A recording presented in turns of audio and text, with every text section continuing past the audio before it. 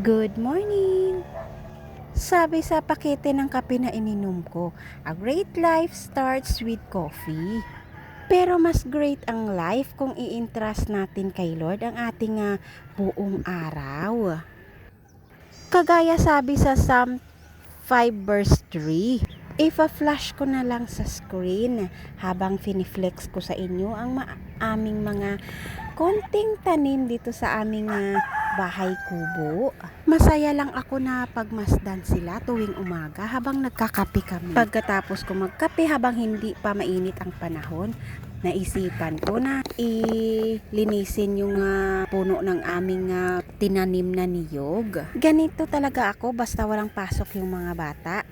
Inispend ko yung panahon ko tuwing umaga sa paglilinis dito sa aming paligid o sa punuan ng aming mga mamunting mga tanim. Ang sarap lang kasi sa pakiramdam yung ginagawa mo yung makakapagpasaya sa'yo, tapos walang nagdedisturbo sa'yo dahil yung mga kiddos tulog pa sila. Huwag nyo nang pansinin yung video ko, bakit ang bilis-bilis kong kumilos, kasi nga naka-times yan ng 9.3.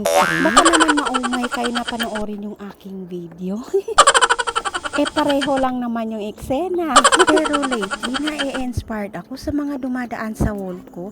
Alam niyo ba yung mga pictures na my old age dream? Yun bang simpleng pamumuhay, meron kang simple na bahay, tapos meron kang maraming pananim sa paligid. Tamang-tama, tapos na yung chika ko sa inyo at natapos na din yung aking pagdadamo. At hanggang dito lang muna ang ating short video. Ingat, God bless everyone. Bye!